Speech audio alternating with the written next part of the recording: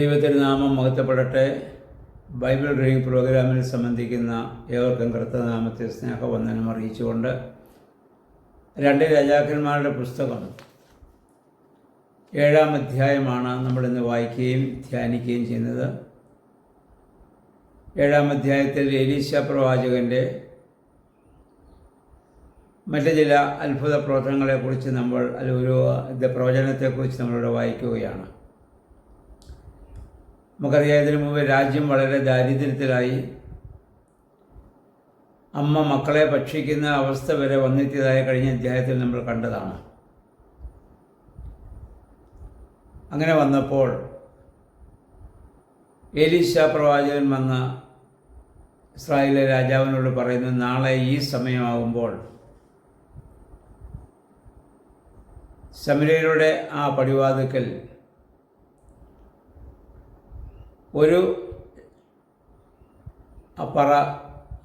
ഒരളവ് മാവിന് 1 ഷെക്കേലും 2 അളവ് ബാർലിക്ക് 1 ഷെക്കേലും അത്ര തുച്ഛമായ വിലയ്ക്ക് നമുക്ക് ലഭിക്കുന്നതായ സാഹചര്യമുണ്ടാകും. രാജാവ് പറഞ്ഞു, അതെങ്ങനെ സാധിക്കും? രാജാവിൻ്റെ പടനായകൻ പറഞ്ഞു, ദൈവം ആകാശത്തിൻ്റെ കിളിവാതിൽ തുറന്നാൽ പോലും അത് സംഭവിക്കുകയില്ല. വളരെ അവിശ്വാസത്തോടെ പ്രവാചകൻ്റെ വാക്കുകളെ പുച്ഛിച്ച് തള്ളി. പ്രവാചകൻ പറഞ്ഞു, നീ ഇത് കാണും, പക്ഷേ നീ അത് അനുഭവിക്കുകയില്ല. അതിനുശേഷം 3-ാം വാക്യം മുതൽ നമ്മൾ വായിക്കുന്നത് 4 കുഷ്ഠരോഗികൾ പട്ടണത്തിൻ്റെ പുറത്തിരിക്കുകയാണ്. അവർക്ക് അകത്ത് പ്രവേശിക്കാൻ അവകാശമില്ലല്ലോ. കുഷ്ഠരോഗി പാളയത്തിന് പുറത്തു പോകണം. രോഗം ഭേദമായി എന്ന് പുരോഹിതൻ്റെ സർട്ടിഫിക്കറ്റോടുകൂടി മാത്രമേ അകത്ത് പ്രവേശിക്കാനവർക്ക് അനുവാദമുള്ളൂ. അവർ 4 പേരും പട്ടണത്തിന് പുറത്തിരിക്കുന്നു. വിശന്ന് അവർ വലഞ്ഞു. അവർ പറഞ്ഞു, നമുക്ക് അരാം രാജാവിൻ്റെ അടുത്ത് ചെന്ന്, അല്ലെങ്കിൽ ആ രാജ്യത്ത് നമുക്ക് ചെല്ലാം. അവർ നമ്മളോട് യുദ്ധം ചെയ്യാൻ വേണ്ടി ഒരുങ്ങി നിൽക്കുന്നവരാണ്, നമ്മളുടെ ശത്രുതയാണ്. അവിടെ ധാരാളം ഭക്ഷണമുണ്ട്. നമ്മുടെ രാജ്യം വളരെ പട്ടിണിയിലാണ്. ഇങ്ങനെ ഇരുന്നാൽ നമ്മൾ മരിച്ചു പോകും. നമ്മൾ അവിടെ ചെന്ന് ഭക്ഷണം ചോദിക്കാം. അവർക്ക് കൂടുതൽ നമ്മളോട് ചെയ്യാനുള്ളത് നമ്മളെ കൊല്ലുമെന്നേ ഉള്ളല്ലോ. അല്ലെങ്കിൽ തന്നെ ഭക്ഷണമില്ലാതെ നമ്മൾ മരിച്ചു പോകും. അപ്പോൾ മരിക്കുന്നെങ്കിൽ നമുക്ക് മരിക്കാം. ഏതായാലും ഇങ്ങനെ വിശന്നിരിക്കാൻ നമുക്ക് സാധിക്കില്ല എന്ന് പറയുന്ന 4 പേരും ആ പട്ടണത്തിലേക്ക് അവിടെ ചെല്ലുകയാണ്. അരാം പട്ടണത്തിലേക്ക് അവർ ചെല്ലുന്നു. ചെല്ലുമ്പോൾ അവർ കാണുന്നത് പട്ടണവാതിൽ, അതിൻ്റെ വാതിലൊക്കെ തുറന്നിട്ടിരിക്കുന്നു. ഒരു മനുഷ്യനവിടെ ഇല്ല. അവരുടെ വസ്ത്രങ്ങളും അവരുടെ ആഭരണങ്ങളും എല്ലാം അവിടെ ഉപേക്ഷിച്ച് പ്രാണരക്ഷാർത്ഥം അവരോടെയോ ഓടിപ്പോയിരിക്കുന്നു. അതിൻ്റെ കാരണം പിന്നെ നമ്മൾ വായിക്കുന്നു, കുതിരയുടെ കുളമ്പടി ശബ്ദം അവർ കേട്ടു. ഇസ്രായേൽ യുദ്ധത്തിന് വരികയാണെന്ന് ഭയപ്പെട്ടവർ ഓടിപ്പോയതാണ്. അവർ 4 പേരും അവിടെ നിന്ന് ആവശ്യത്തിന് ഭക്ഷണം കഴിച്ചു. അതിനുശേഷം അവർ പറഞ്ഞു, നമ്മുടെ രാജ്യത്ത് നിന്ന് നമ്മളിത് അറിയിക്കണം. കാരണം നമ്മുടെ ജനങ്ങളെല്ലാം പട്ടിണി കിടക്കുകയാണ്. അവർക്കും ഭക്ഷിപ്പാൻ ഇവിടെ ധാരാളമുണ്ട്. നമ്മൾ ചെന്ന് അവരെ അറിയിക്കണം. അങ്ങനെ അവർ ആ പട്ടണത്തിൽ ചെന്ന് ആ വിവരം അവരെ അറിയിക്കുകയും ജനങ്ങളെല്ലാവരും ഇവിടെ വന്ന് ധാരാളം ഭക്ഷണം ഭക്ഷിക്കുകയും ചെയ്യുന്നതായി നമ്മൾ കാണുന്നുണ്ട്.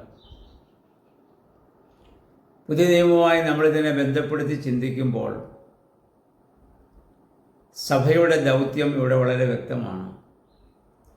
ആത്മീയമായി നമ്മൾ ചിന്തിക്കുമ്പോൾ ആത്മീയമായി ദാഹത്തിലിരിക്കുന്ന, പട്ടിണിയിലിരിക്കുന്ന ധാരാളം ജനങ്ങൾ ഈ ഭൂമിയിലുണ്ട്. അവർക്ക് ആ സുവിശേഷമാകുന്ന അപ്പം, അതിൻ്റെ ലഭ്യത ബോധ്യമാക്കുവാൻ സഭയ്ക്ക് ബാധ്യതയുണ്ട്. സഭാ നേതാക്കന്മാരുടെയും എല്ലാവരുടെയും ലക്ഷ്യം അതായിരിക്കണം. യോഹന്നാൻ്റെ സുവിശേഷം 7-ാം അധ്യായത്തിൻ്റെ 37 വാക്യം നമ്മൾ വായിക്കുമ്പോൾ നമ്മുടെ കർത്താവ് പറഞ്ഞു, ദാഹിക്കുന്ന ഏവരുമേ എൻ്റെ അടുത്ത് വരുവീൻ,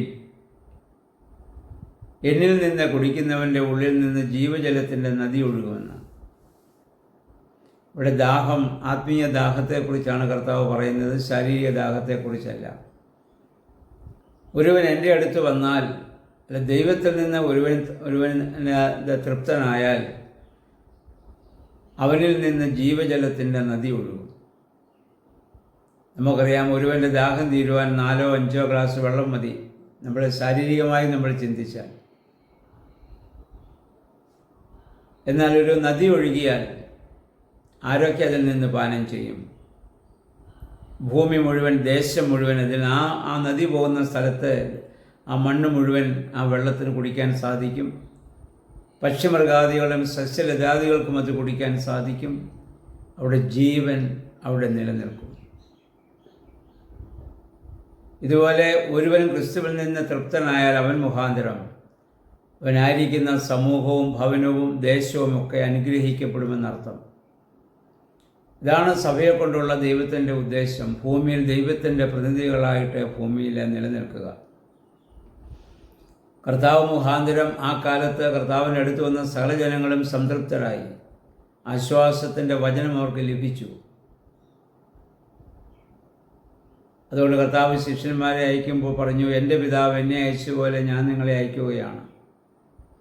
സ്ത്രീഹന്മാരെ ചെന്നിടത്തൊക്കെയും ദൈവത്തിൻ്റെ സുവിശേഷം അറിയിക്കുകയും അനേകർ അത് മുഖാന്തരം രക്ഷയുടെ ആ വലിയ അനുഭവത്തിലേക്ക് കടന്നു വരുവാൻ കാരണമായിട്ട് തീരുകയും ചെയ്തു. ആയതുപോലെ നാമും ഈ സുവിശേഷം, ദൈവികമായ സ്നേഹം ലോകത്ത് വിളമ്പാനുള്ളവരാണ്. വാക്കുകളേക്കാൾ ഉപരി, പ്രസംഗങ്ങളേക്കാൾ ഉപരി നമ്മുടെ ജീവിതമാണ് അതിന് മാതൃക. അപ്രകാരം നമുക്ക് ചെയ്യുമ്പോഴാണ് നമ്മൾ ക്രിസ്തുവിൻ്റെ സ്ഥാനാപതികളായി ഭൂമിയിൽ നമുക്ക് നിലനിൽക്കാൻ സാധിക്കുന്നത്. അങ്ങനെ ആ ജനങ്ങളൊക്കെ വന്നു, അവർക്ക് ആവശ്യത്തിനുള്ളതൊക്കെ അവിടെ നിന്ന് ലഭ്യമാവുകയാണ് ഈ 4 അന്ധന്മാർ മുഖാന്തരം. അതിനുശേഷം പറയുന്നു, ഏലീശ പ്രവാചകൻ പറഞ്ഞതുപോലെ പടനായകനോട് ജനം തിക്കിത്തിരക്കിയപ്പോൾ രാജാവ് പറഞ്ഞു, നീ പടിവാതിൽക്കൽ നിന്ന് ജനത്തെ നിയന്ത്രിക്കുക. അങ്ങനെ നിയന്ത്രിക്കുമ്പോൾ ജനത്തിൻ്റെ തിക്കിത്തിരക്ക് മുഖാന്തരം പടനായകൻ അവിടെ മരിച്ചു വീഴുന്നു. അവിടുത്തെ സമൃദ്ധിയും ഭക്ഷണവും കാണാൻ അവന് സാധിച്ചു, പക്ഷേ അവൻ അനുഭവിക്കാൻ സാധിച്ചില്ല. പ്രവാചകൻ ആദ്യം പറഞ്ഞതുപോലെ അവിടെ സംഭവിക്കുകയാണ് അവൻ്റെ അവിശ്വാസം. ജീവൻ നിലനിർത്തുന്ന നമ്മുടെ വിശ്വാസമാണ്. ആത്മീയമായ ജീവൻ നിലനിർത്തുന്നതാണ് നമ്മുടെ വിശ്വാസം. ആ വിശ്വാസത്തിലേക്ക് നമ്മളെ നയിക്കുന്ന പ്രധാന ഘടകങ്ങളിലൊന്ന് ദൈവത്തിൻ്റെ വചനമാണ്.